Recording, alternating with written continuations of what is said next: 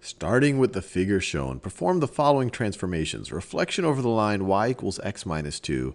Translation by 3 in the x direction. So we're going to shift to the right by 3 and then shift down by 9.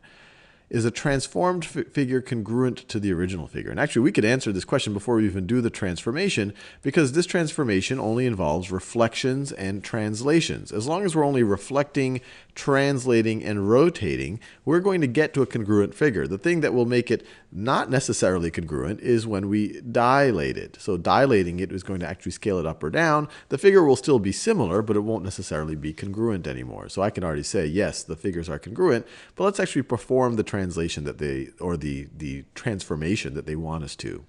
So reflection over the line y equals x minus 2. And so let's click on translate, and this isn't popping up. This isn't allowing us just to do it by hand or do it with our mouse. They want us to think about how much. Actually, we don't want to translate first. We want to reflect first. So once again, the reflection line tool doesn't show up. Instead, for this exercise, they want us to specify 2 points on the line that we want to reflect around.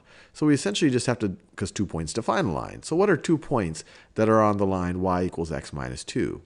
Well, when x is equal to 0, y is negative 2. So when x is equal to 0, y is negative 2. And then another point on it that might jump out at you. When x is 2, y is 0. When x is 2, y is 0.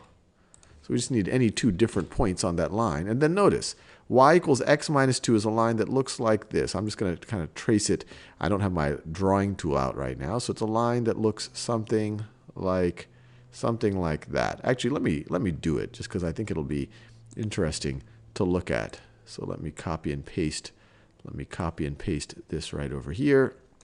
And then let me put it onto my actual scratch pad. So that's from a previous problem.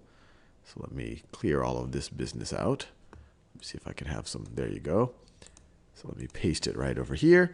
And notice, we just reflected around the line y equals x minus 2. Y equals x minus 2.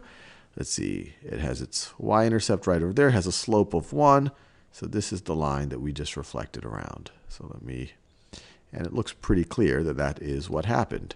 So just like that. I know my line isn't as straight as it could be, but you get the general idea. That is the line y is equal to x minus 2.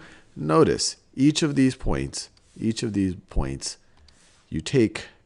drop a perpendicular from that point, whatever distance that is, go the same distance on the other side, and we have reflected over. Drop a perpendicular, same distance on the other side. Drop a perpendicular, same distance on the other side. And so that is our reflection about the line y equals x minus 2. But we are not done yet. We now have to perform the translation by 3, negative 9. So it's essentially going to, so we're going to translate. So when we do it by 3, it's going to shift this to the right by 3. And then negative 9, which is going to shift it down by 9. And we see that it did. And we already said, these are definitely congruent. We haven't scaled this up or down. We've just translated it, rotated it. Actually, we didn't even rotate it. We've just translated it and reflected, or reflected it and translated it. But let's check our answer just to feel good about ourselves. And we got it right.